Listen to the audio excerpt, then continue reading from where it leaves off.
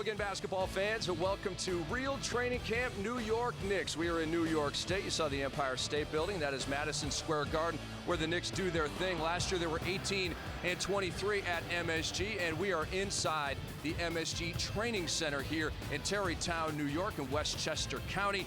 Over 100,000 square feet dedicated to the Rangers, the Knicks, and the Liberty, and we are here as well. What's up, everybody? Rick Kamla and Greg Anthony, drafted by the New York Knicks in the first round back in 1991, spent the first 4 years of his career with these Knicks, and it's shocking to me.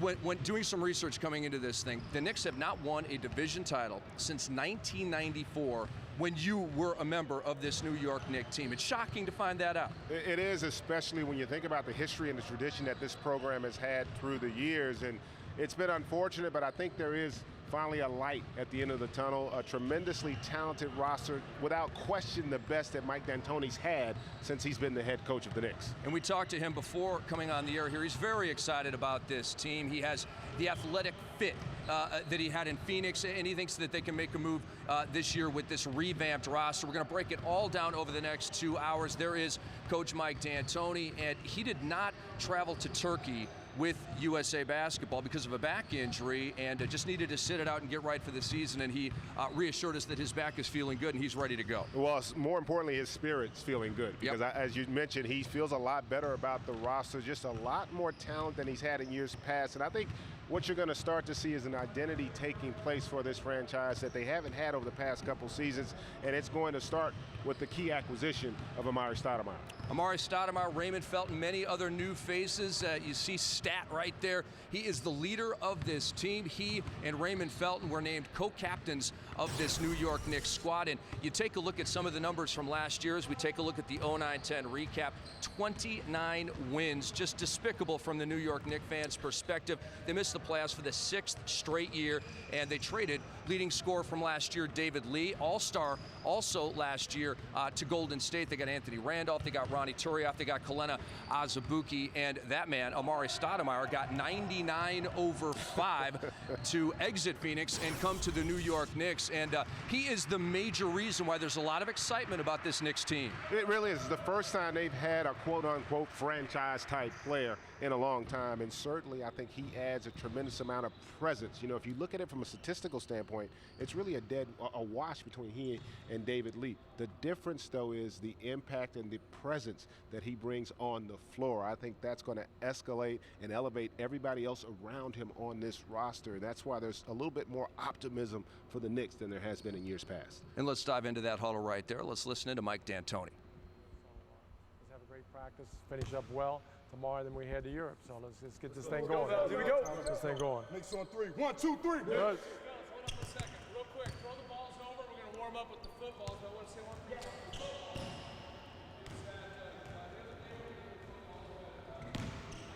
Spiral that about hit Mr. Walsh about 6 inches from his head. All right, so in the interest of contract extensions and job security, let's not throw that direction right there. All right, keep the ball away from that direction. Here we go. Here we go. Start jogging, fellas. Start jogging. Start jogging.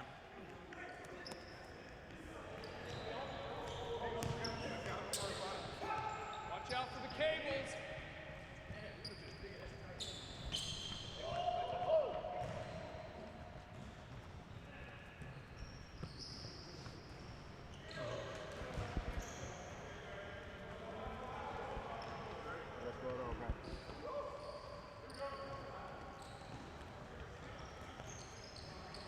Let me take off, run a route.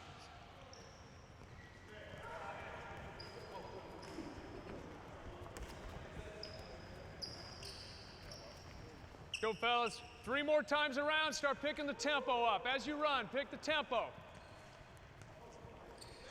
You need to have 2 balls lined up. 2, 2, 2, all the way down. Right here on the blue, right on the blue.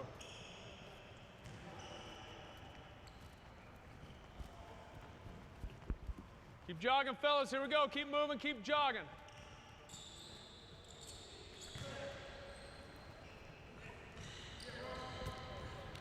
All right, we are listening to Greg Brittenham. He is the director of team conditioning for the New York Knicks. There he is right there. He's in his 20th season with the Knicks, and he has some very innovative and revolutionary ways to get the Knicks ready for their practices, get them ready for the games right here, throwing footballs around, just getting the heart rate going, and this is the beginning of their preparations for what's going to be a pretty grueling scrimmage that we're going to see here later. Yeah, it's also about getting that blood flow, and this is interesting, I think, for the fans to get an idea of the preparation that goes into your ability to practice. Because as you mentioned, remember, they're doing 2 a day, so they had a practice this morning where they do more of the strategy, implementing game plans, the philosophy, how they want to approach it, and then tonight is about implementing all of those different attributes to becoming this New York Knicks basketball team. And Greg was, back when I was playing, he was just a strength conditioning coach. You know, for us now, he's a director of conditioning, and it is a pretty involved process in terms of what you're going to see them going through. Now, right now, just jogging around, getting loose, throwing the balls around, just, again, getting that blood flow, but they're going to focus a lot on trying to get those hip flexors opened up, the calf muscles. It's amazing. I know for myself, my college coach didn't believe a lot in stretching. When I came to the Knicks, you know, we literally would spend a fourth of our practice in terms of stretching, really getting our muscles together. And I tell you what, it is a tremendous benefit because we were the fewest games missed as a franchise when I played for the Knicks in terms of injury, and a lot of it had to do with the preparation that went in to our ability to play. And that's what D'Antoni wants with this team. He wants them to be in tip-top shape. He wants them to be in January and February shape now so they can get out of the gate and get off to a hot start and start feeling good about themselves. And as you see them throwing the footballs around here, have you noticed any arms that impressed you, or any hands out here, any tough grabs out here? Well, I see why these guys don't play on Sundays. That's really, it's more about that. I think they all chose the right sport. 180-degree turn, land right on the line, catch the ball. When I say go, at some point I'm going to say red go or blue go. You take the ball, speed dribble to the sideline, and then you come back and get on line. Next person steps up. Step up on the line. Here we go. Red is right, blue is left. Blue. Don't jump. Don't jump. Stay down. Red. Red. Red. Blue. Blue. Pick the feet up, turn them down. Don't jump high. Keep your head at the same height. Red. Blue, go.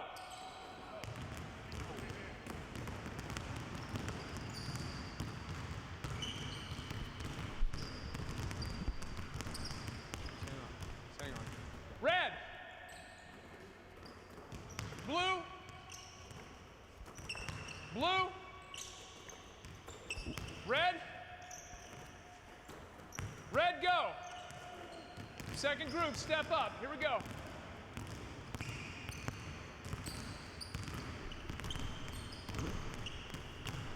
You're picking the feet up, your head doesn't move, turn the body. Red.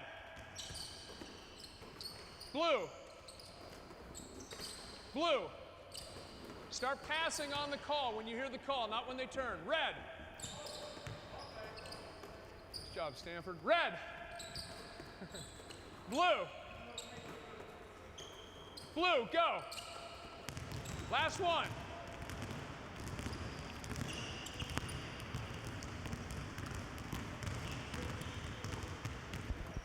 Red. Red. Blue. Blue. Red. Blue. Red, go. Fellas, step up, get 2 balls. Come on back, get 2 balls.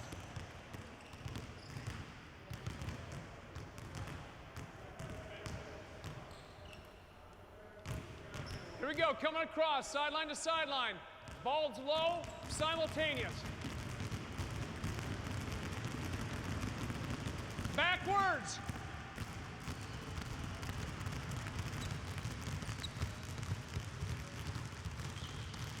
Alternating, down low, back straight. Keep your back straight. Backwards.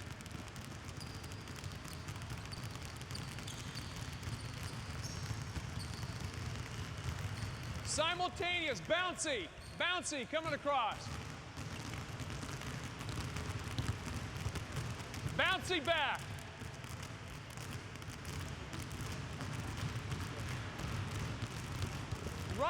Right over left. Right over left down.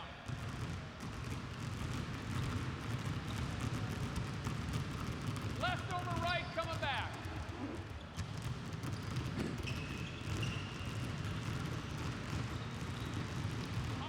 Amari Stoudemire, brand new to the New York Knicks, but not brand new to Coach Mike D'Antoni. Reunited after a couple of years apart here in New York, trying to take the Knicks to the next level. More on that when we return. It's NBA Real Training Camp New York Knicks right here on NBA TV. Real Training Camp New York Knicks is back on NBA TV. A look at AKA Stat and the New York Knicks continuing their preparations for practice here in Tarrytown, New York. We are at the MSG Training Center, and one of the gentlemen that you have not seen out here practicing is Wilson Chandler. Don't worry, Knick fans, there's no real problem with Wilson. It's precautionary. He has a sore left calf, and he is not going here today. According to Jonathan Sopranowicz, the head of PR here for the New York Knicks, he will practice tomorrow morning before the team shoves off. They're heading to Milan, Italy for the first two preseason games for them. NBA Europe Live 2010 presented by EA Sports. It's the New York Knicks traveling to Milan, and then on October 6th, they'll be playing the Timberwolves in Paris. They'll be playing Armani Jeans Milano on October 3rd as they kick off their preseason schedule. So Wilson Chandler expected to be involved in all of that. We're involved with you. Happy to have you with us here covering the New York Knicks with former New York Knick Greg Anthony. I am Rick Kamla, and it's time to talk about the reunification or the reunion of Mike D'Antoni and Amari Stoudemire. And they just had unbelievable success together in Phoenix, obviously with Steve Nash and all the great players they had on those Suns teams. But this is right here the beginning of the renaissance of the New York Knicks, or at least that's what they hope. Well, it is, and I think you got to keep in mind, with all the success they had in Phoenix, there was a little bit of tension between the two. When you talk about Amari and also Mike D'Antoni as the coach. Now, in part, remember, Mike D'Antoni was coming in his first chance as a head coach in the NBA, and he even acknowledged maybe he didn't handle Amari, who was a very young player, remember, right out of high school as well. So that relationship was not perfect. However, since they've made that reunion that you talked about, it has been pretty harmonious, and I think in part because of the maturity on both sides. And I do like the fact that Mike D'Antoni talked about it. There was a certain amount of responsibility that Amari took when he came here in terms of being a leader. That was not something that he was necessarily noted for in Phoenix. Remember, that was Steve Nash was the leader of that team and was the vocal leader as well. Now Amari's got to accept that role, and he's done, I think thus far, done a great job with it in training camp and set the tone for everyone else. Mike said how hard he's worked, how he's really led by example. That's going to be critical for this team, the youngest team arguably in the entire NBA coming into this upcoming season. So Amari's got not just big shoes to fill in terms of that contract, but also from a leadership standpoint. And Amari and Raymond Felton, they both arrived here at the training center a month before training camp even begun. And a lot of guys show up a week before, 2 weeks before. Some guys show up a couple of days before. These guys showed up 1 month before training camp started. They were named captains before the Knicks got their practices underway here, in large part because of that leadership, because they're the first guys here. They're the last guys to leave, and they're leading through their play on the court, and also vocally, they're doing it all here. And you know, that is going to be critical in terms of their success. Folks, don't kid yourself. This is, while a very talented basketball team, still a very young team, and they're going to have a lot of bumps in the road this upcoming season, and it's going to be paramount for Amari and Raymond to continue to exemplify that type of leadership when things aren't going well, because that's the one thing about young players. They tend to have their confidence ebb and flow based on how they're playing. And so it's important that those veteran guys do a real good job of making sure they keep the young guys involved. And I tell you, I'm a big fan of Raymond Felton. Everybody talked about Amari coming here, but I thought the big coup for the Knicks was by getting Raymond Felton, because, folks, this guy's a winner. He won a national championship in college. He helped lead Charlotte back to the postseason. He's improved every year that he's been in this league. And he's also, I think, when you look at point guards, a guy that's going to get after it and compete at that lead guard position. That's going to be critical for them in terms of them trying to reestablish a winning identity here for the Knicks, which has really been lacking over, in essence, the last decade. Steve Nash won a pair of MVP awards working with Mike D'Antoni. I don't think any of us think that Raymond Felton is going to vault to MVP status, but there has been talk around the New York Knicks about Raymond reaching the next level of point guards, and on that Mike D'Antoni said, quote, "We want to get him to the next level of point guards." I don't want to get too crazy as usual. Mike tends to get a little hyperbolic, and I love that about him. To continue with the quote, he says, "But the guy has a winning edge, and he's a tough guy. There's no reason he can't keep climbing." I think it goes without saying, Greg, correct me if I'm wrong, that this man, Ray Felton, will have the best statistical year of his career this year. There's no doubt about it, and there are going to be two reasons. One, the added responsibility, because remember, he's not going to be sharing the minutes the way he had to share the minutes when he was in Charlotte. And I think, secondly, the style and the system that Mike D'Antoni implements. They're going to play with far more tempo, and when you play a faster game, there's more rhythm to it. It allows you to have and play, I think, with more confidence, and I think he will benefit from that. And Raymond Felton's a very good player in the open floor. I think a lot better than people give him credit for. Remember playing for Larry Brown, Coach Brown, as great as he is, he's one of those guys that likes to have his hand on the rein. You don't get that with Mike D'Antoni. Mike wants you to go out and be proactive and really be a player. And so they're going to kind of unleash this young man this season. And I think, as you mentioned, he could really benefit from that. And if he benefits, the Knicks benefit. And let's take a look at the Knicks offense last year, and you figure it's going to be a heck of a lot better, and it wasn't bad last year. 102 per game, 9th in the NBA, 6th in field goal attempts. They do get up and down. They do get those shots up. 2nd in three-point attempts. But Greg, I see you shaking your head here. I don't get the feeling that you're thinking that those are winning, the formula for winning numbers. No, that's not the problem. Their offense, look, they've been one of the top scoring teams in the league since Mike D'Antoni got here, and we knew they would score the basketball once he got here. And again, with this talent and this skill set here, I expect them to have improvement even upon those numbers, because you got guys like Danilo Gallinari, who's going to be better. Wilson Chandler's going to be a better player as well. Obviously, Amari. The real question is the stats we haven't talked about defensively. Last 2 years, they were 4th in the league in defensive rebound margin, meaning there are only 3 other teams that were worse in terms of being out-rebounded, and that's going to be critical for this team. In the NBA, you got to be able to defend the basketball, and you got to be able to defend the rim.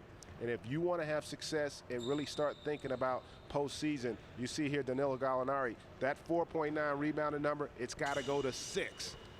You know, they got to all make a commitment to rebound better by committee, because you talked about this and we were talking before we came on air.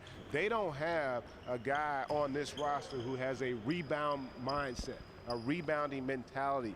And when you don't have a guy like that, it makes it a little more difficult for everybody else to up their ante. You know, basketball is contagious. If you play with a great player, you play better. If you play with a great rebounder, you rebound better. If you play with great defensive players, you defend better. So that's going to be the biggest challenge, I think, for Mike D'Antoni. Can he get this team to make the commitment on the defensive backboard? Because if they do that, you could see this team improve by leaps and bounds. And Knicks fans think that their team is heading to the playoffs, but they must improve on these numbers if they want to get back for the first time since 2004. And there you go. Now, this is why this team has won 29 games each of the last 2 seasons. It's the fact that they haven't been able to defend it. They can't control the defensive backboard. They can't keep teams from developing a rhythm offensively. And if you look at not just these stats, go and look at the teams they played. Typically, teams and individual players had their best games against the Knicks, because the Knicks are an offensive-minded team, and I think that identity has to change somewhat in order for them to continue to improve, because the one thing about the Eastern Conference, we've seen with the explosion of LeBron James going to Miami. We know how good Boston is, Orlando, Chicago has improved, Washington getting John Wall, they're going to be better. New Jersey's going to. The Eastern Conference, you're seeing a transition of power from the West, even though the Lakers are 2-time defending champs, to the East. And so if the Knicks want to compete, I think the real improvement's got to have to come on the defensive side of the ball. And here is Mike D'Antoni. Let's listen in. Everybody ready? Let's go. Go. Let's go. Push it out. Let's go. Here we go. Go back. Go ahead. Go. As soon as you get to half court, go. Go. Go. As soon as you get to half court, let's go. Push it out. Let's go. Go. Come on, guys. Go. Let's go. We're running. Let's go. Pick it up. Let's go. Get it out and go. Let's go. Let's go, Timmy. Let's go. Push it up. Let's go, Andrew. Let's go, man. Let's go. Get your tempo up. Let's go. Let's go. Let's go. Here we go. Let's go. Get it up there. Let's go. Go. As soon as you get it, go. Push yourself. Let's go, let's go. Push yourself. Here we go, work on your ball hand, let's go. Here we go, let's go, let's go. Push yourself, let's go, guys. Gotta get your heart rate up, let's go. Get up, come on, Anthony, let's go. Let's go. Don't let Murray catch you, let's go. Let's go, we're not going fast enough. It's not good enough, let's go. Let's go. Let's go, let's go.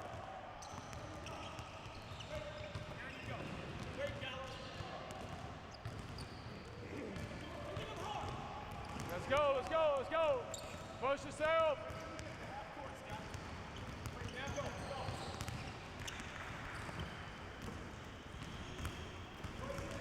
Let's go, let's go. Push yourself.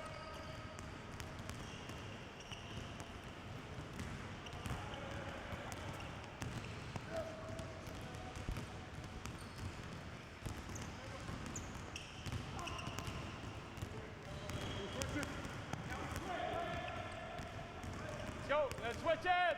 Switch sides. Switch sides, other side, other side. Other side. Turn around, other way, let's go, let's go. Other side, come on, Landry. Here we go, Tim. Come on, Tim. Here we go, let's go. Coach D'Antoni and his staff imploring these New York Knicks to pick up the pace. It's not good enough, says Coach D'Antoni. But on the other side of this break, we'll show you more of the New York Knicks getting ready for the 2010-11 regular season that's right around the corner. We bring you back to Real Training Camp right after this.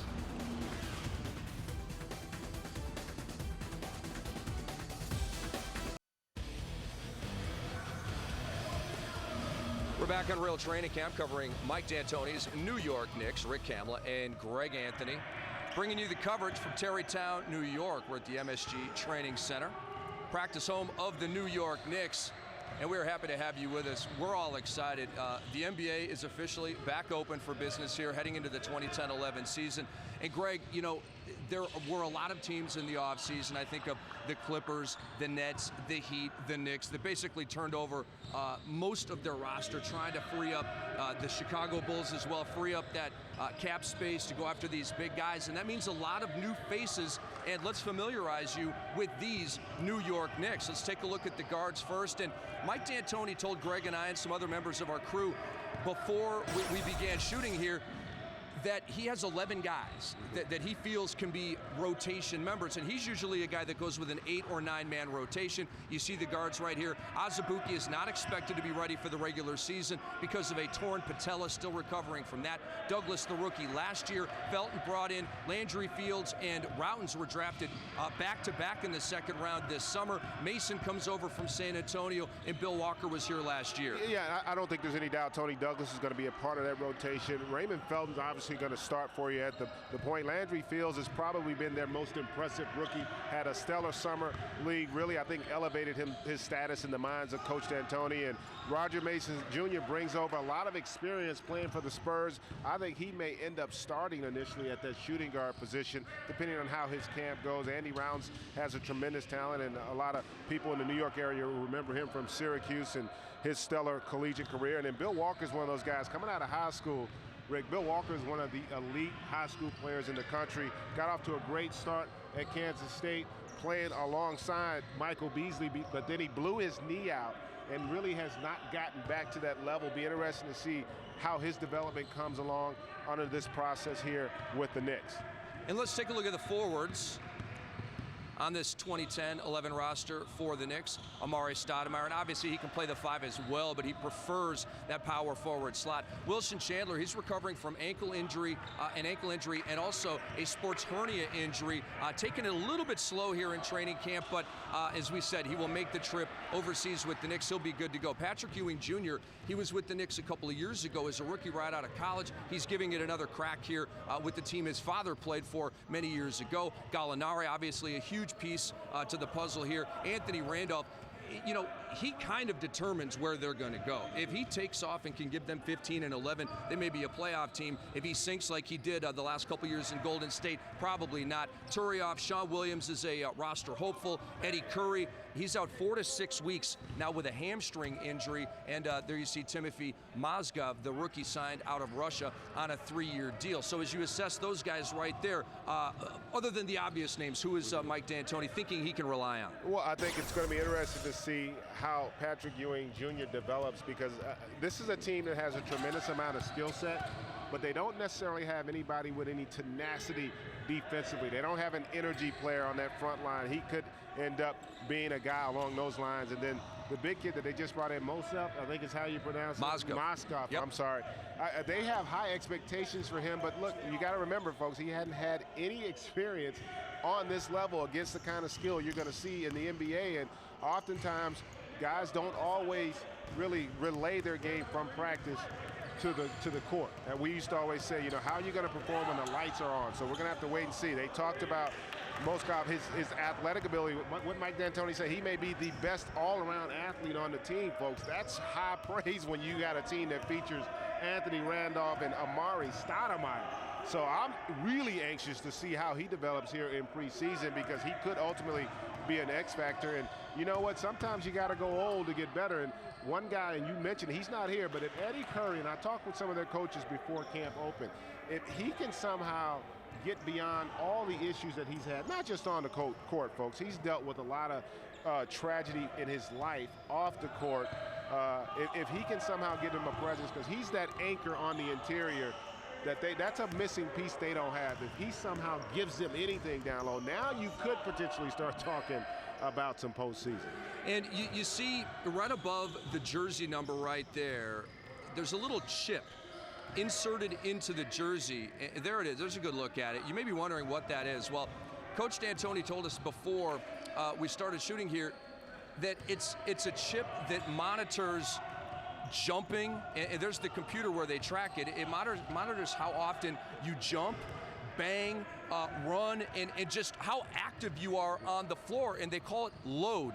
And all of these players they're almost more concerned with their load than they are minutes and shots and that kind of thing, because if your load is low, Coach D'Antoni knows that you weren't bringing it in that practice. And even Mike D'Antoni said, I don't even know what load means. I don't know if it's an acronym or not, but I do know what the end result is in terms of the number. And he talked about it. He said, you know, you look at Amari Stoudemire, he's always coming over to him like, well, what's my load?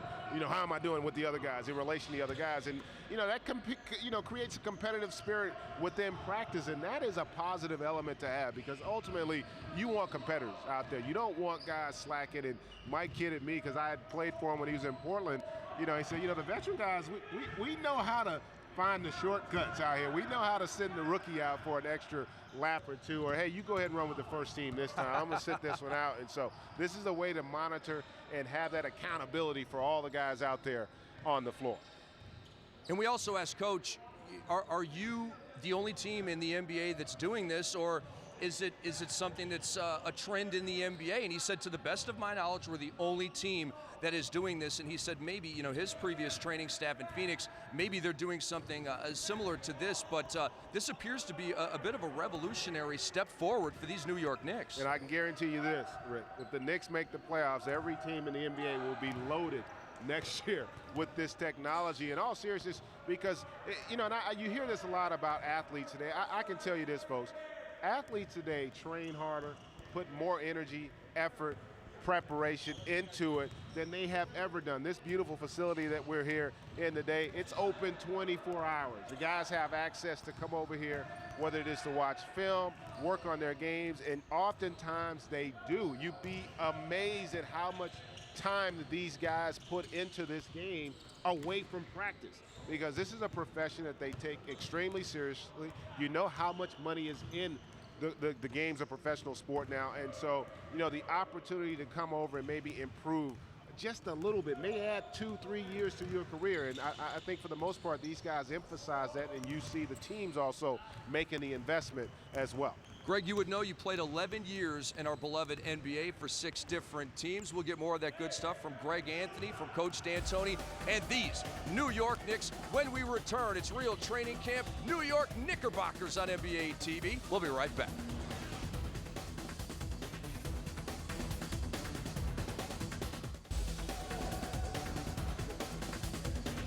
Real Training Camp New York Knicks is back, and we go all the way back to 1970. Game 7 of the NBA Finals. Willis Reed dragging around one leg inspires the New York Knicks. They go on to beat the Los Angeles Lakers to win their first of 2 championships. Yeah, there he is, Walt Clyde Frazier. Thieving Jerry West right there. Had one of the greatest Game 7 performances of all time. I believe it was 36 points and 19 rebounds? 19 assists. 19 assists, are you kidding me?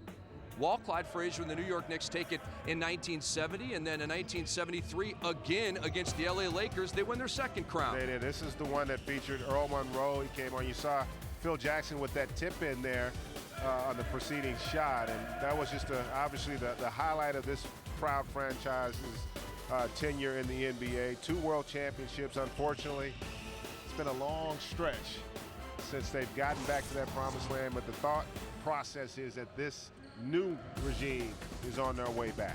And for the New York Knicks, many of their fans, even some of them who are maybe 40-something years old, they still claim that championship or those championships, even though they were barely able to really know what was going on when they won. And this is Alan Houston, assistant to the president of basketball operations with the New York Knicks, joining us here. Rick Hamlet and Greg Anthony. Alan, thank you for joining us here as we talk about your New York Knicks. Are you excited about this trip to Milan and Paris, or what? I'm excited for the trip. I was just telling Greg I won't make the trip because my wife is expecting our 6th child any day now. Number 6. Yeah, you got to have a bench, man. You just can't have a starting 5. You never know what's going to happen, man. But I'm excited. You know, the fact that they came in, I'm sure you might have talked about it, the fact that they came in 2 weeks early and everyone was really working extremely hard. I saw you guys talking about the devices on their back, and everybody's been in such good shape in preparing, because you know when you go over on a trip like this, you have to go in early. You have to come in practice, and so all the rhythm and the timing and the familiarity has to occur early if you're going to go on a trip like this, and that's already given them a little bit of an advantage since everyone's new. Yeah, you talked about it. There is a certain amount of bonding and chemistry you can develop when you go on one of these long trips. Talk a little bit, though, about you've seen the revamp. And you've been through a lot of the difficult times, obviously, with the franchise. But this is probably the most optimistic I've seen this organization coming into a season in many a moon. Do you sense it being a part of it? And talk about some of the reasons why the expectations may be a little bit higher. Well, I think it has to start with Donnie. I mean, with Donnie, with some of the things that he has been able to do, and being on the same page with Mike and the coaching staff and even the scouts from the past 2 summers, and trying to really understand what the culture really needs to be. And I've been fortunate, you've been fortunate to understand what the Knick culture and identity really has been, and you know about a lot of the fans that will remind us of what that has been. And I think now what you're starting to see is that energy, that attitude, that atmosphere. A lot of the players have come in and bought into that culture, and it starts with Amari right now. You know, you see all the work that he's put in. I can't remember a harder worker than Amari. I mean, we played with Patrick and seeing what kind of leadership that he showed all of us. Amari has been in here hour and a half before 2-a-day practices every single day, and he'll stay after and get his shots up. So he and Raymond, stood up in front of the team and just talked about what needs to happen from day one. When you have your greatest players doing that sets the tones. And so now everybody on this team not just has a great attitude, but you'll see on the floor, they will enjoy sharing the basketball. You have a guy like Raymond Felton, Tony Douglas, who will initiate on the defensive end. So I think that's another thing you'll see that's going to be an upgrade is defensively. They're going to be much more conscious of those things. So it's just just from an attitude and a culture standpoint, that's what we've seen so far. And in terms of that culture, is it playoffs or bust right now for these New York Knicks with these ads, with as you said, this renewed optimism and enthusiasm? Would it be a grave disappointment if these New York Knicks did not make the playoffs? I think it would be a disappointment for all of us. I don't know if I would use the word bust, but I do think that it's one of those things where we're in a position now where that's what we sincerely and I think realistically expect. You know, it's going to be a growing process through the first part of the season because Mike is going to have to understand lineups and matchups and time allotment and all those type things. But I think if you look at the energy and everyone's buying in, and the way Mike likes to play, the style, the system. I was just talking to Amari today about how he's familiar with all these things. So all the little nuances of the offense, from spacing to timing, are things that he hasn't had to be reintroduced to, or things that he's familiar with. And so now he can actually be and Raymond can be another coach on the floor. And I would say this, I think there should be a lot of optimism with what the Knicks have done this past year, but I think it almost somewhat unfair. You got to remember, this is a very young basketball team. I mean, not only young, but new. And it's going to be tough early on if they get off to a slow start, because as they're all trying to still figure each other out, the confidence, that has to remain. And like early on, and you talked about, Alan, Amari and Raymond have been great in terms of their leadership, but your true leadership gets tested through when you face some adversity. And when they face that first 3-game losing streak, how do they respond? How do they keep those young players involved? And do your young talents, does Tony Douglas take a step up? Does Anthony Randolph improve? Does Gallinari continue to improve? There's still a lot of questions to be answered about this roster. I do think they're more talented than they were a year ago, and I think they should be better. But I think we also got to factor in that the Eastern Conference is going to be far better than it was a season ago. And so it doesn't make the challenge any less difficult for the Knicks. And I think what you're saying too is that our standard has just been a little lower than it's been, the reality over the last few years. And so when we have such a refreshing summer and preseason, it is something that we're saying, man, okay, we have something here that could be pretty special, and and something to build on. And I think that's really what we're excited about. So again, everybody thinks they're good in preseason. In training camp, you're excited about everybody. But it's one of those things where you have to, see what happens and see how players grow and develop. But I still think that we all think our realistic goal is playoffs. And I was going to say, make another point to talk to you, because you're now in the front office. You also are in a position where you're going to be able to participate in the free agent market next season, which is, I think that's part of the plan. So while you maybe didn't get everything you wanted this past offseason, there's still the potential for Carmelo Anthony being a free agent next year. Chris Paul potentially being on the trading blocks. Not necessarily as much of a priority here now with Raymond Felton, but players of that caliber, and you guys are now going to be a player. I thought the most important thing about getting Amari was it's going to help you in terms of recruiting those other top-tier players, because you now have a face to the franchise. Yeah, you have a face. You have an identity again, and a reason that's attractive for players to want to come. They say, okay, now, as soon as he signed, he was getting texts and emails and calls right away. And so I agree. I think we all learned a lot about this summer, and I hope, I don't think it'll be the same type of summer, but like you said, what I'm just very fortunate to be a part of is I think a direction that Donnie has kind of put in place where you're still able to participate again. You're not locked in, and so you can still continue to build and have that flexibility. Now, Alan, a couple of moments ago, we showed the championships of 70 and 73. Well, this New York Knicks team has not won a division title since '94. They haven't been to the finals since '99, and here it is, Game 5, first round. New York Knicks defeating the Miami Heat on a bleeder from you. Yeah, I was trying to run right to the locker room, but they stopped me. I thought the game was over.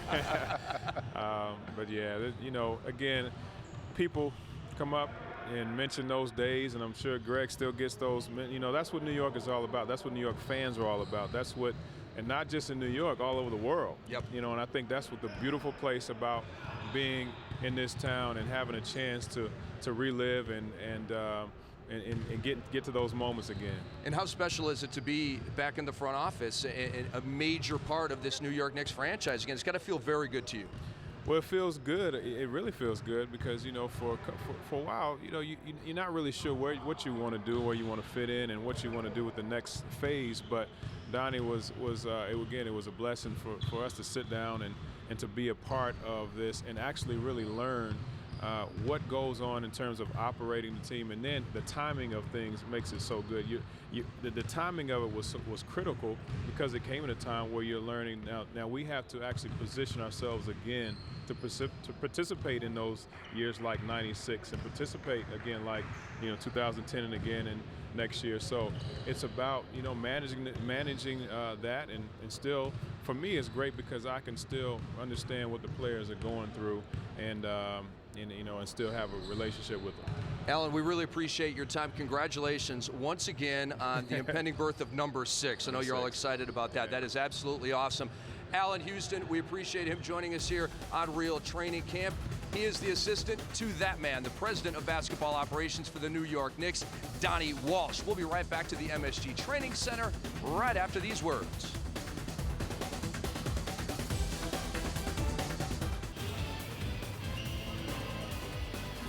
Real Training Camp New York Knicks continues. You're looking at Anthony Randolph, really the key to the David Lee trade, the sign and trade with David Lee that sent him to Golden State and brought Anthony Randolph to the New York Knicks. 21 years old, only 2 years in the league thus far, both with GSW, obviously averaging 9 points and 6 rebounds over his career in under 20 minutes per game. He is a numbers guy, and so am I. Rick Kamla and Greg Anthony, former New York Knick. Really, if Anthony Randolph does not blossom into a double-double guy and into a stud for the New York Knicks, I think that David Lee trade is going to be looked at as a negative one for the Knicks. Well, first of all, you can't base it just on this year.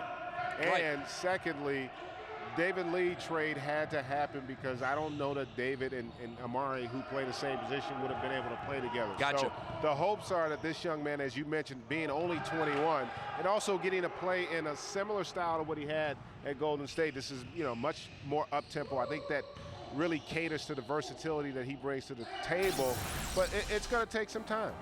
He came out after his freshman year in college, and didn't get a chance to play much early on in his freshman year, but he showed the flashes before the injury last year in terms of what he is able to do. He can block shots, he can lead transition. He's going to have to improve his perimeter game as the game slows down at times, but you know what? He's a freakish athlete, and again, just has to get experience. Sometimes people just look at the talent and they don't understand that talent has to develop before it can become impactful out on the floor. I completely agree with you. I thought that, in Golden State, on teams that really weren't going anywhere, you just throw him out there and you play him 30 to 35 minutes, and if he makes some mistakes, well, then you work with him on it. They just didn't seem to want to do that. Don Nelson wanted more perfect play out of Anthony Randolph than I think he was ready to give Don Nelson.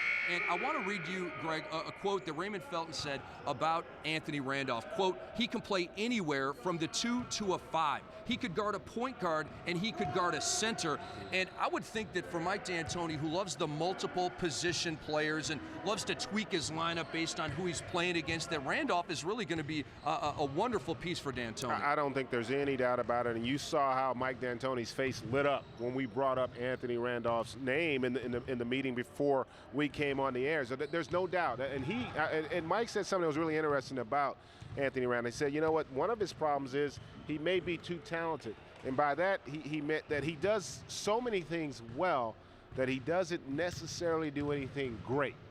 And that's one of the things as an NBA player, you have to develop an identity and you have to have an area where you make it a strength, where that's something that you can always rely on. And I think that's something that he's going to have to continue to improve on. He can handle it, but he's not a great handler. He can shoot it, but he's not a great shooter. He can run transition, but at times he makes some questionable decisions. So he's just got to continue to improve as a player, and he really fits in nicely. They have a lot of guys like him. Gallinari's far more perimeter-oriented. Wilson Chandler, all these guys, they're big, they're long, they have good athletic ability. But I think the one real question, we touched upon it at the top, how are they going to have more impact on the side where you don't have the ball? They all got to improve rebounding. Even Amari and Mike Tarter, he's not a great rebounder, he's a good rebounder, but I think they all have to look to really make a commitment there. They're going to score points. We know that, Rick. But we also know them scoring points as they've done the last 2 years hadn't been good enough to win consistently. So that's where we want to see the improvement come from the New York Knicks. And Coach D'Antoni told us earlier that Anthony Randolph may play a lot of center for this New York Knicks team because Amari Stoudemire played a lot of center with the Phoenix Suns. He did it somewhat reluctantly, didn't really want to play the 5, but much more comfortable at the 4, and that is the case here with the New York Knicks. So you could see, couldn't you, Anthony Randolph at the 5, and this is a guy that can play the 3, the 4, or the 5. So could you see Randolph at the 5 and Amari at the 4 working well for the New York Knicks? There's no doubt that they're going to have those lineups, and a lot of it's going to be dependent upon matchups. You're not going to see him playing the 5 against the Boston Celtics or necessarily against the LA Lakers because of that size, and those are two teams that are going to pound it inside.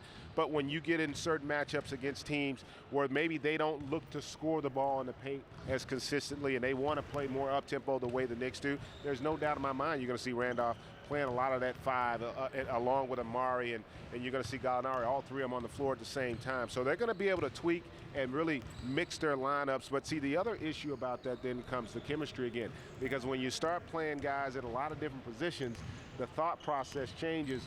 And the one thing you don't want to have is an athlete who's thinking, because then you become a slow athlete. You want guys out there to play on instincts, and so even that being the case, again, that's going to take more time in training camp to get comfortable, learn the system, understanding what you do best right now so that you can impact the game early on, because I think it's really critical for the Knicks with this young team to try to get off to a positive start in the regular season. That's a great point, and really just continuing sort of your thread throughout this, that, yeah, it's moving in the right direction for the New York Knicks, but Knick fans need to practice patience. That's what I'm hearing over and over from you, Greg. And let's talk about Danilo Gallinari for a minute. Last year, he was very, very good.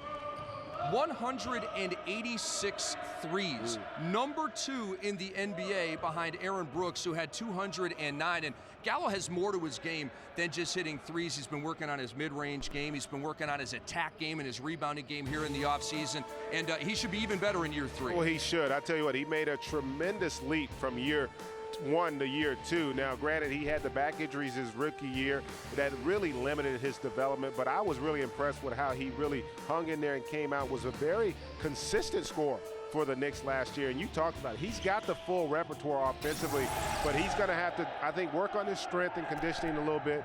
And I think be more assertive at times. I think sometimes he would kind of settle. I think I'd like to see him, if I'm the Knicks, be more of a factor and a force offensively, because he creates matchup problems. He's kind of like a poor man's Hedo Turkoglu for me, in that he can handle the basketball. You're going to see him at times as he develops as a guy who can maybe run pick and roll. Imagine having to guard a 6'10", 6'9" guy in a pick and roll when he's coming off and he can stretch it to 3, he can turn the corner. Creating matchup problems is something you want to do in this league. It really gives you an opportunity to put teams at a disadvantage. Danilo Gallinari has that skill set if he continues to develop.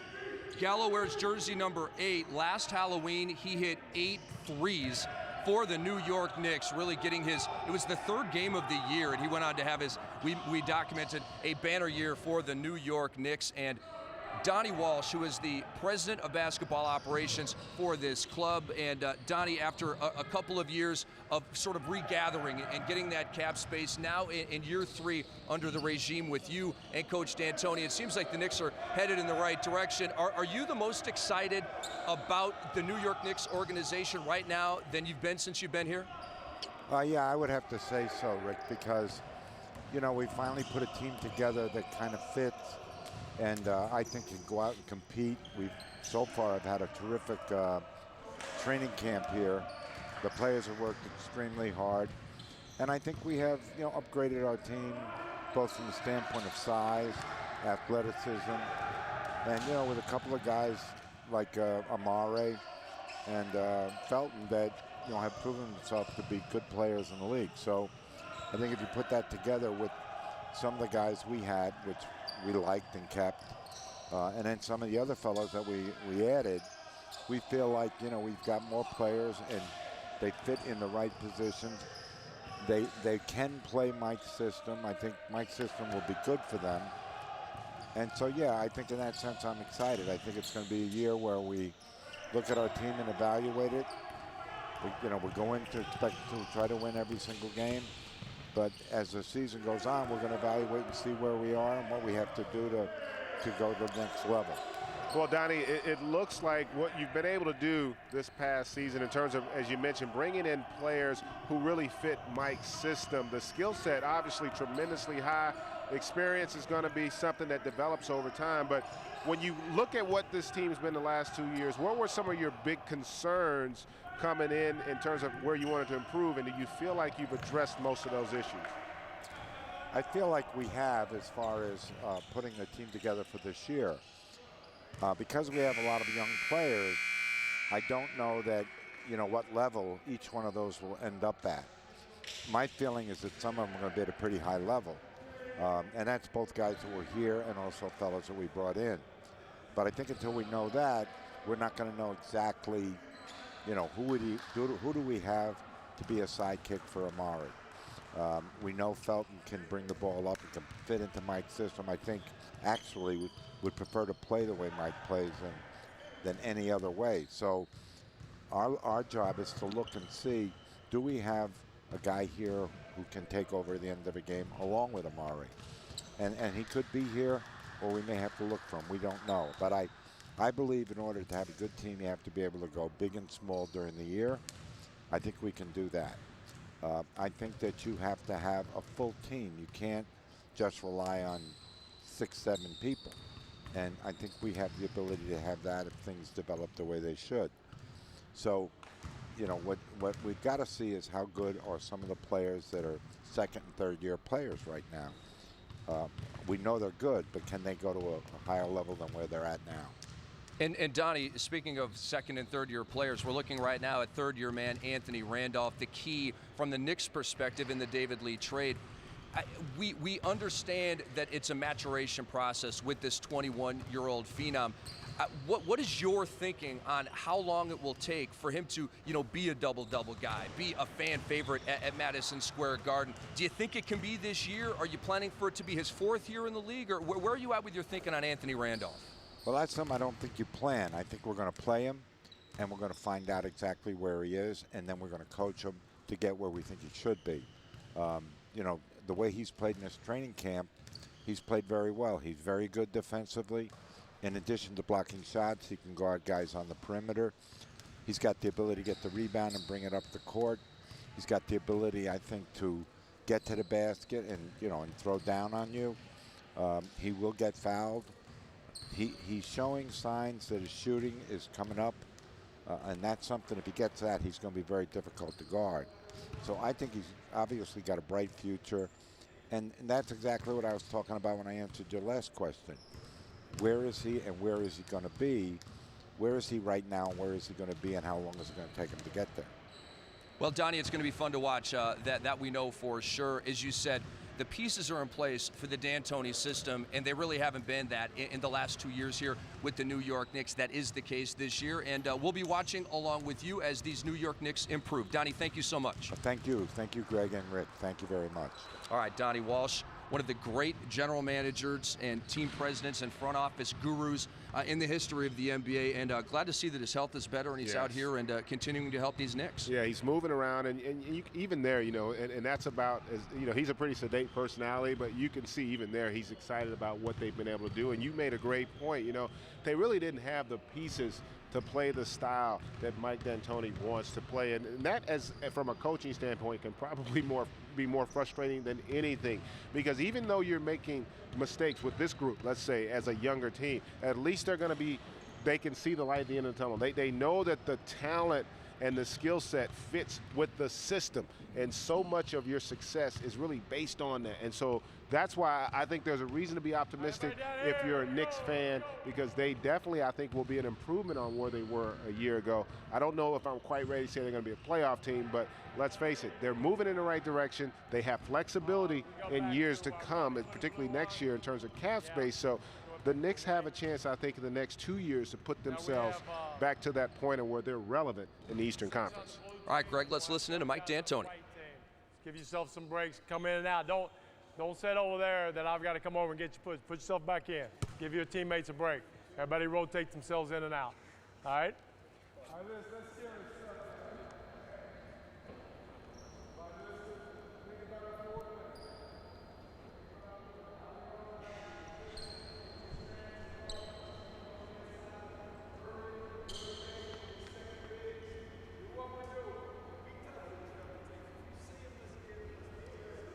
We're listening to Dan D'Antoni right now, assistant coach with the New York Knicks. Yes, the brother of Mike D'Antoni. And told them, he reminded them 4 plays. Think about 4 plays when you're out here running up and down. Obviously, they have more than 4 plays in the repertoire, but they want to work on 4 in particular.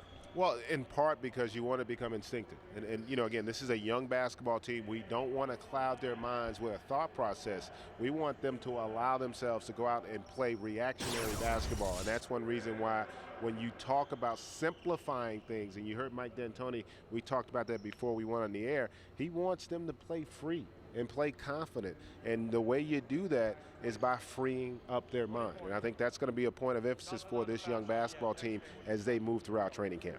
And you take a look right there at the coaching staff. D'Antoni, Herb Williams, he's been here forever as a player and an assistant coach and head coach. Phil Weber was really his right-hand man in Phoenix. He came over here to New York with Mike. Dan, as we mentioned, Mike's brother, Kenny Atkinson, and Roger Hines as well. And Amari Stoudemire is reunited with Mike D'Antoni, but he's also reunited with that man, Phil Weber. And Amari credits assistant coach Phil Weber with his jump shot. Yes. You know, he did not come into the NBA with that 17 to 18 footer that's deadly right now, and he credits this man with helping him out with that. And you just made a great point, and I wish more people would understand this. When you come into this league, oftentimes your skill set's not totally developed. What you want to find with young players is, do they have the ability to grow in a specific area? And while Amari didn't shoot it well early on, they all knew that he could. And he put the work in, and he became a great shooter. Now, that's the same growth you're hoping to get from some of these other young players, and that's why it's going to be imperative. And you see the numbers he's put up throughout his career. I mean, those are Hall of Fame-esque numbers. There's no doubt about it. He's had the success. He's played on a lot of very good teams, and I think he can only add to his legacy if he's able to come here and help resurrect this proud franchise. And I don't think there's any question. Amari, you know, the one issue coming in, durability. Will he be able to sustain several years of playing 76, 78 games? Because you're going to need not just his ability and his statistics that he's going to put up, but it's his presence out on the floor. You play better when you play with great players because it gives you confidence, and there's no question about it. Amari Stoudemire is a great player.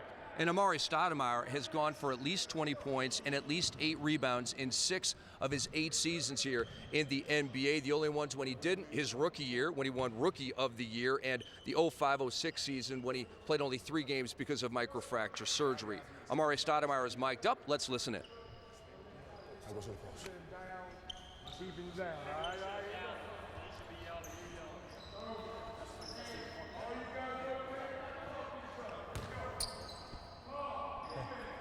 Hey, I'm up.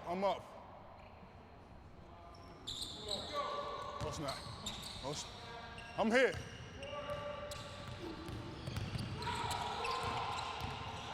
Hey.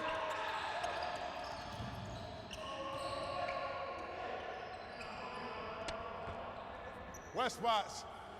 Yeah. Come on, Chico. Trying to keep you guys healthy out here.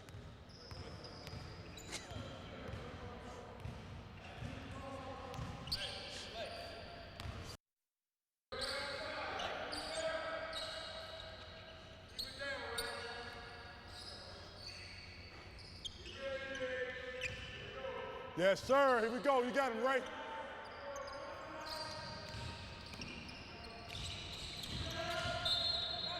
Oh. What you got, Ray? Call something.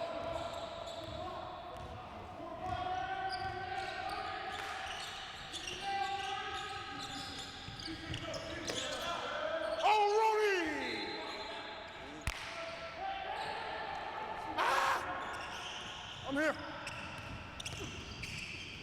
Good block, boy. Yeah, exactly. Watch trail, man.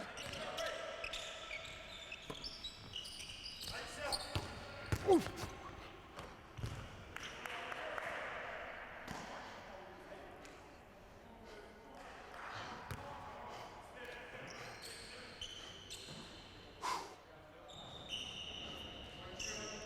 Couple of impressions. You just saw Amari with the dunk. A possession previous, he and Ronnie Turiaf had their wires crossed. Amari thought Ronnie would be open underneath and kind of whistled one out of bounds, but then Ronnie got the block at the other end, come down, and Amari gets the dunk. And that chemistry will come. Obviously, the chemistry not there on that pass from Amari to Turiaf. Absolutely. In chemistry, we have a saying, KYP, you got to know your personnel.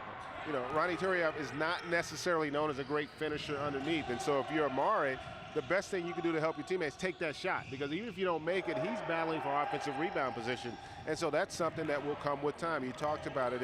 As young as this team is, they also have a lot of new pieces, so it's going to take some time for them, but I think the attention to detail they're putting forth today, very spirited workout thus far, a lot of activity, a lot of communication. You like to see that out on the floor from a young basketball team. And as we continue to listen to Amari, let me just tell you something about Turiaf. You saw him block a shot there a moment ago.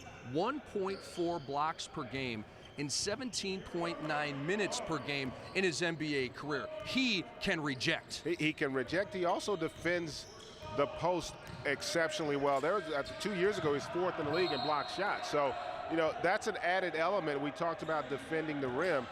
That, you know, that's a great move, I think, by Donnie Walsh to address an area of concern, not just in terms of developing your skill set, but you got to also bring guys in that have a defensive mindset, a defensive presence, and Turiaf definitely adds that element to the puzzle. No question about it, and we will return with more Real Training Camp from Tarrytown, New York. We're covering the New York Knicks. We are live on NBA TV, and we're coming right back.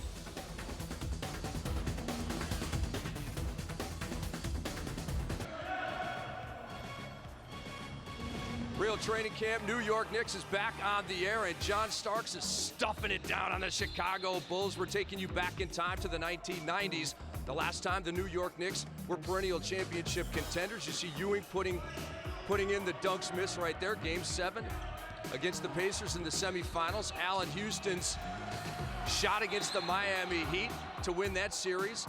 In Game 5, buzzer beater fashion, they went on to the finals after that, and then Larry Johnson's famed 4-point play. Antonio Davis is still saying, where's the foul? I saw the contact there, sir. I know you did. I know you did. We work with Antonio Davis here on NBA TV, and he literally cannot look at that highlight right there. But you know who can? That man, Anthony Mason, and this man, Greg Anthony. I'm Rick Kamla. Mason, it's wonderful to have you here. How you doing, my man? I'm doing fine. Thank you for having me. It's our pleasure. It's our pleasure. So let's take a look back at the 90s just for a second. I mean, it was you know, the Knicks did not win a championship. Obviously unfortunate for the organization at that time, but it is the last time the Knicks have been championship contenders. They're trying to get back here. But when you look back on those days, you got to be smiling real wide. I definitely was proud of the moments. That was when basketball, we considered a real tough sport. We was one of the toughest teams in the league, and we knew, and other teams knew, that to come to Madison Square Garden wasn't going to be an easy task. Well, Mace, you and I being teammates, we had an identity that Pat Riley helped establish. We were a physical team. We were a defensive-oriented team. But I think you're starting to see, although it's a different philosophy with Mike D'Antoni, he's starting to develop an identity with this team. You've had a chance to watch him practice here. What are your thoughts and impressions about this group? Well, now they have some more talent, you know, with Stoudemire and Raymond Felton coming in, along with the improvement of some of the young guys, Gallinari and Chandler. So you're starting to see that cohesiveness, especially you're starting to see the talent that's around this offense that he's trying to bring here. In the past years, I don't think he had the talent that, you know, that was cohesive with the offense that he was trying to run.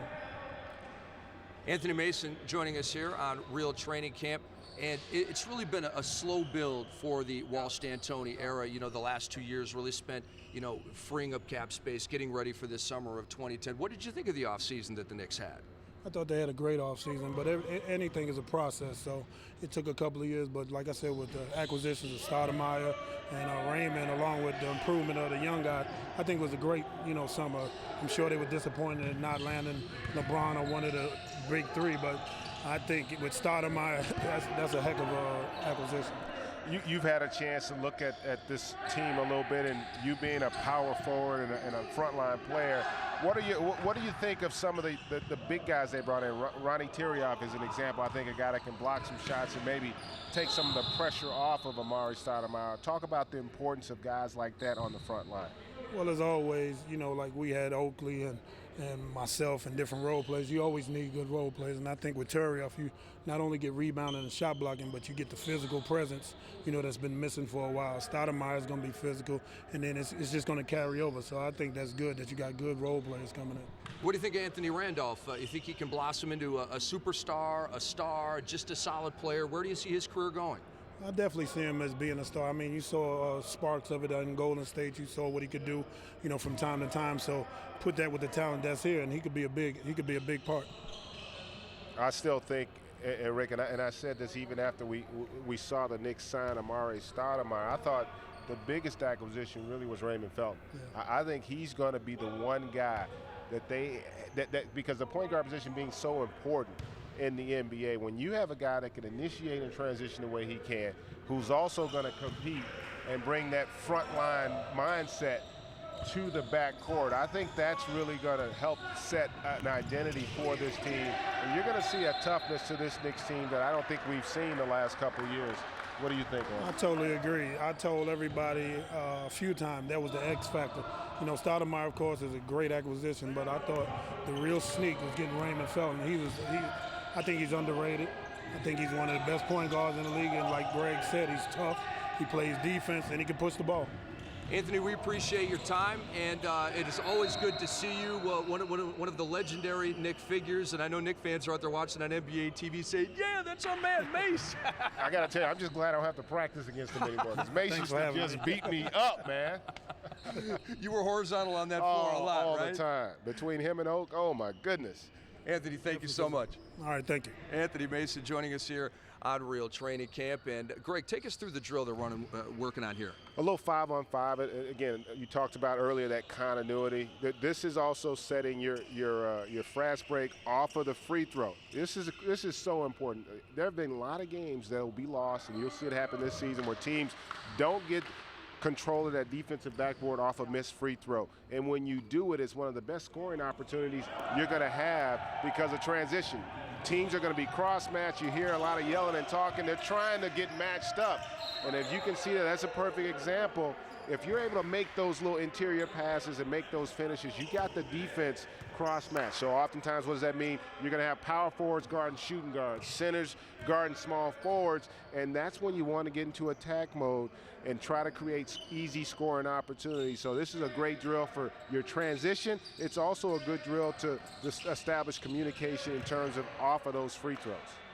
And the question I have is this a D'Antoni thing? I mean, I'm sure he's not the only coach, and the Knicks aren't the only team that does a drill like this, but is this, a staple of a run-and-gun approach of a Mike D'Antoni? For example, would one of the slower teams in the NBA be working on something like this? Not as much. They would emphasize a different aspect of it. Let's say you talked about a slower team. They're doing a free throw drill, but their objective is to contain transition. They're trying to match up and get set up to where they can take away your point guard. Like here, the Knicks, Mike D'Antoni talk about, they want to try to press a little bit more. Some teams press to try to turn you over. Others press to try to speed you up. The Knicks want to try to speed you up. They want to be an up-tempo team. That's what Mike D'Antoni is known for, and so you're going to see a lot of that from this Knicks group this season. Gallo from the corner splashes it. What a stroke, huh? Oh, man, I tell you what. And what makes it so effective is when you have that kind of size, oftentimes you're going to get more opportunity because bigs aren't used to guarding the three-point line. So when they go with that smaller lineup and you see Gallo playing the power forward, power forwards aren't accustomed to have to close out to the three-point line. So when you have good guard play, good passing, that's going to create a lot of opportunities for this young man to improve upon that already pretty impressive 39% from beyond the arc. So the opportunities will be there for Danilo as this season progresses. Pretty good numbers, and considering he did virtually nothing as a rookie, those are real good numbers. And I want to talk about the relationship between Amari Stoudemire and Raymond Felton. They're the co-captains of this Knicks team, but they go back a long way. They know each other.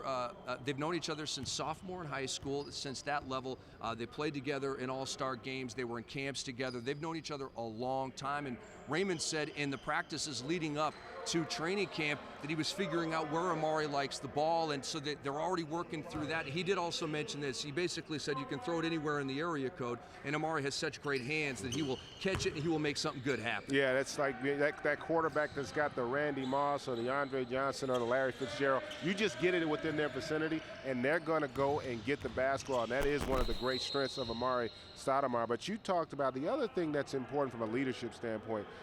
Chemistry also comes when you have a likability.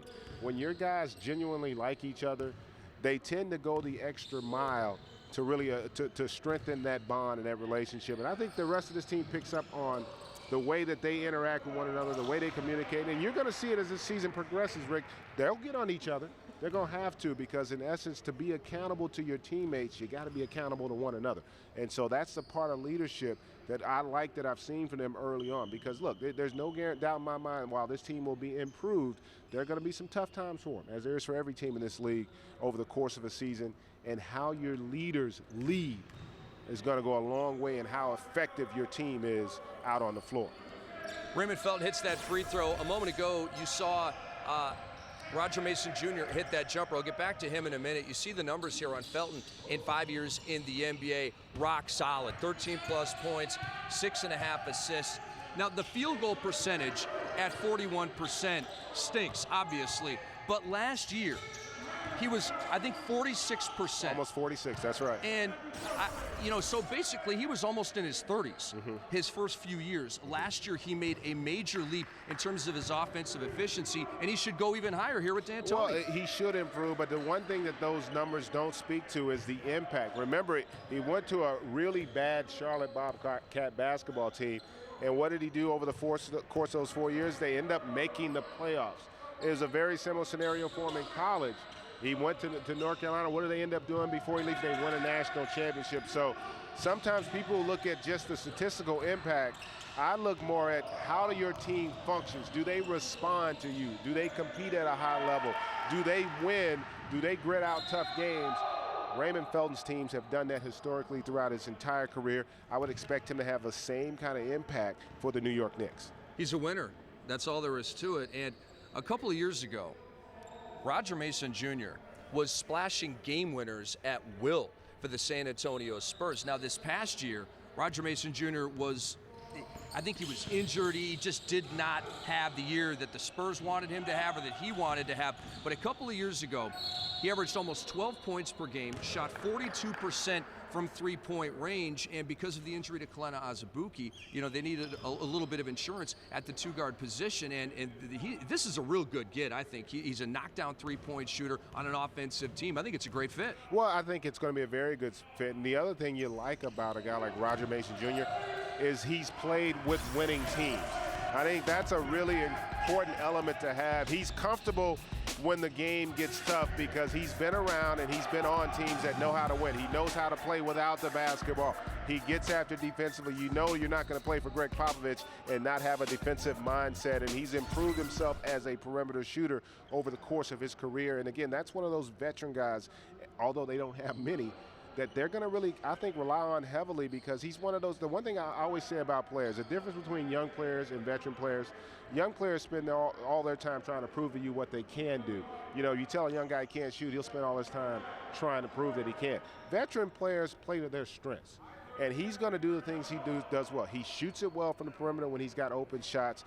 He's not going to try to dominate the basketball. He's going to defend his position, and he's going to play good, sound, fundamental basketball. Those are the kinds of players you win with. And that's why I think he's going to be a critical element to the Knicks' success this season. Mason is a veteran on this Knicks team, but when we return, we're going to be talking about the young guys, that man with the rock, number 23, Tony Douglas, the rookies, Routens and Fields, and much, much more from Knicks training camp on NBA TV.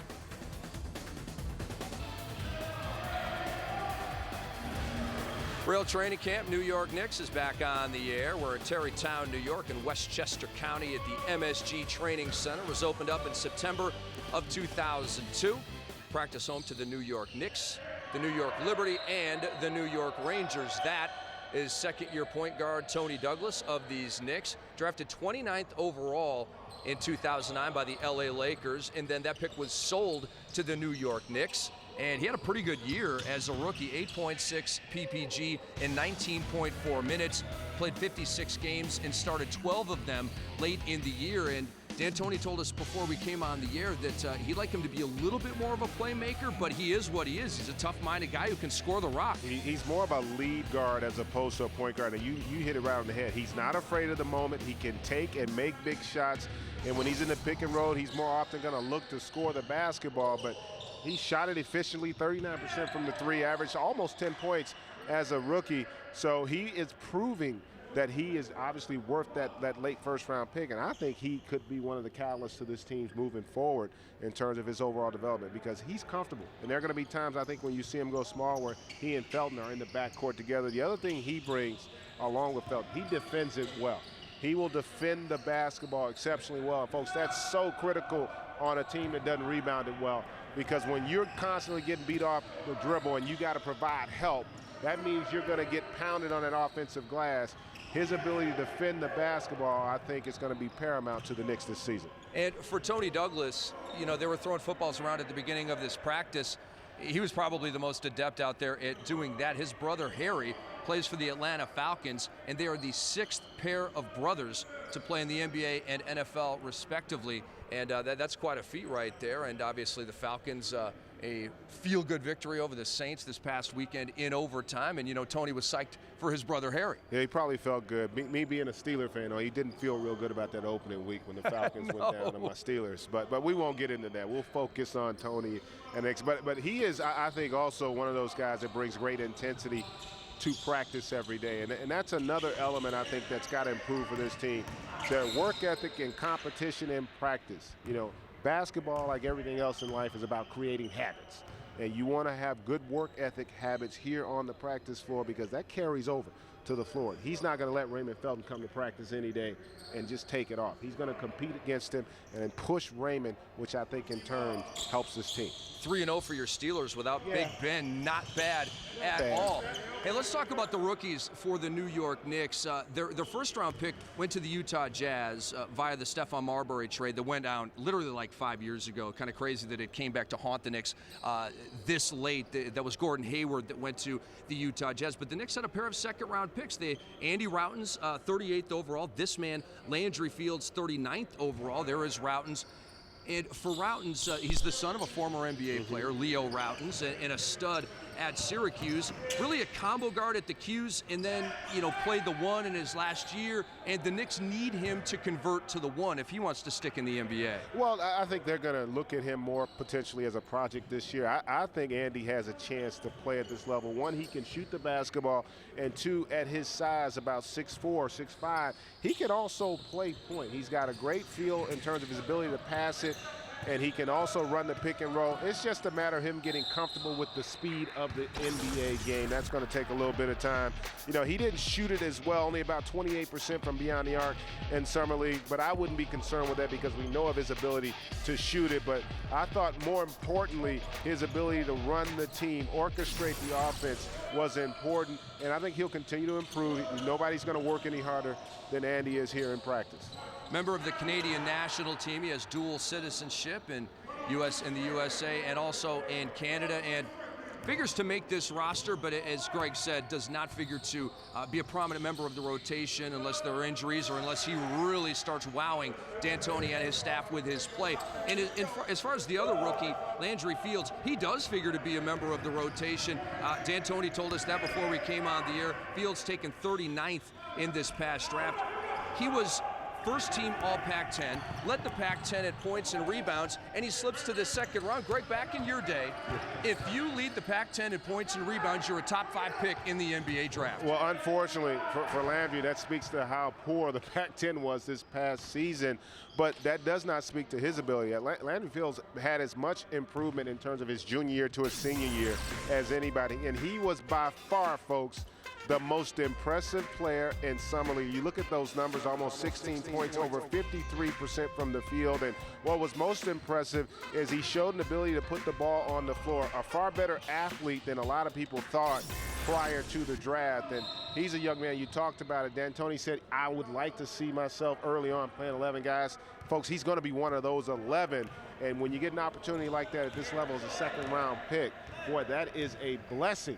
And so let's see if the young man can take advantage of it. Do you see him as more of a 2 or more of a 3? I think he's more of a small forward. Again, my philosophy about evaluating players is I view you based on your ability to defend the position. I don't know that he's going to be defending Dwayne Wade's and Kobe Bryant's, but I do think he has a little bit more of a chance to defend small forwards in this league. And so it's just a matter of him continuing to develop. He's a very smart young man, obviously going to Stanford. He was there for 4 years, and his basketball IQ will allow him, I think, to develop and progress nicely here at the next level. Amari is still mic'd up, and we are still listening. Yeah. All right, I got a trick for that. All right, what's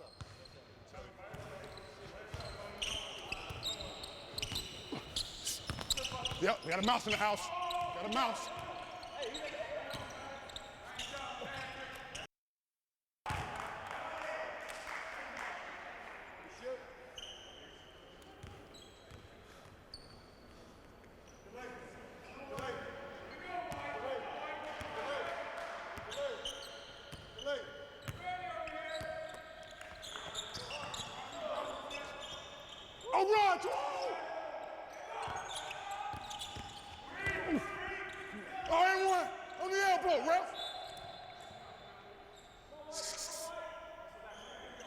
Hey, Raj, keep your eyes up. Mason. Watch him. Second.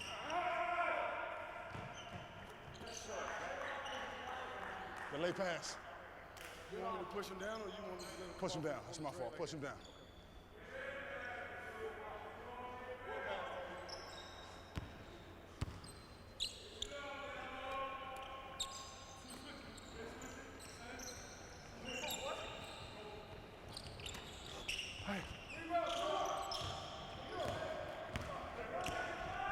Take your time. Take your time, man. Take your time. Just take your time on that.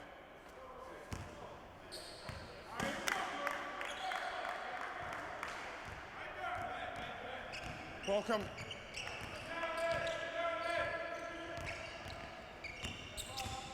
Ooh. Oh. One jump.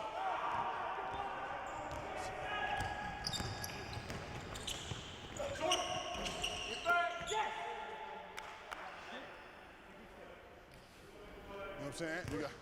You got them right where you want them. Yeah, they backing up. I got to pop that. Pop that. And as we listen to Amari Stoudemire, you can just tell that there's a vibe, that this is his team, this is his time. He's vocal, he's leading by example. And Reggie Miller, obviously going to the Hall of Fame one day, hopefully sometime soon. And our colleague at TNT and NBA TV, he watched Sunday's practice and he told NICS.com, quote, "This was a true chance for me to see him be the guy with his own team. He was the first person out here for practice. He led every drill. He finished every drill first. He stayed later on the court than everyone else shooting. Some guys lead by their vocal actions and some guys lead on the court. He was doing both," end quote from Reggie Miller. Are you seeing that as well out here? Absolutely, and I can tell you firsthand, having played with Patrick Ewing, who was the exact same type of player, nobody worked harder. And that's the one common denominator with the truly great players. You get it in today's game with Kobe Bryant. Your best player has to set the tone in terms of their work ethic as well. Not just about what they say, more so about what they do. And that's what Reggie's speaking of. And that's what we've seen not only today, but throughout the course of this entire training camp for the Knicks. Randolph misses the J. Gallo with the steal and an awkward finish right there. He's got the stroke from everywhere, doesn't he? Oh, he's got an ability to score the basketball. There's no doubt about it. And that's what this Knicks team is going to do. And if you're a Knicks fan, you got to be excited about the offensive weapons they have and their ability to put points on the board quickly. We'll practice about 1. The bus is going to leave about 15:03. So I'll give you time to eat, shower, get your shooting and everything. So let's make sure we stay on schedule. Let's have one good final. It's been a great camp so far. Great camp. One more to go. Let's go. One more to go. Let's go. You know Good what job. time it is. Knicks on 3. 1, 2, 3. Good job, guys. So D'Antoni bringing down the curtain on this practice. They'll have one more tomorrow morning before they shove off for Italy and the NBA Europe Live Tour 2010 presented by EA Sports October 3rd. NICS versus Armani Jeans Milano. We'll be right back to Terrytown in a moment. Real Training Camp, New York Knicks is back with a look at the preseason schedule for the Knickerbockers. The NBA Europe Live Tour 2010 presented by EA Sports begins October 3rd at Milano in Italy. Knicks against Milano. Then another game for the Knicks against my Wolves in Paris on October 6th. Then they have a week to travel back and kind of chill out and regather themselves before they have a pair against Boston here in the preseason. They wrap up the preseason schedule on the 22nd against Toronto. And then they have a couple of road games to begin the regular season at Toronto on Wednesday the 27th and at Boston on Friday the 29th. The home opener, Saturday, October 30th against Brandon Roy and the Portland Trail Blazers. What's up, basketball fans? We're here to bring this thing down with head coach of the New York Knicks, Mike D'Antoni, Kamala, and Anthony. Coach, it is going to be quite a scene when you head back to Italy, where you are a legend, and obviously for Danilo Gallinari as well. But what is it going to be like for you to go back to Milan, where your legend is such a legendary figure and had so many great days? Well, it'll be exciting, and there's a lot of people. I haven't been back in about 9 years to Milan, and that's kind of where I grew up and met my wife, and my son was born there, and we've had a lot of great memories, great times, and I'll probably see about 100 of the closest friends I got.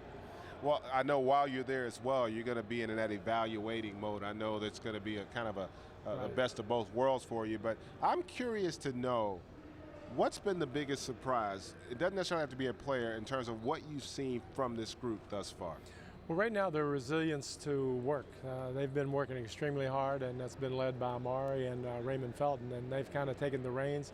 They were our co-captains, and they've really stepped up to a challenge that they know is not easy. To bring the Knicks back to respectability is something that we've talked about, and so far they've demonstrated, the whole team has demonstrated a willingness to really work hard enough to make something special happen.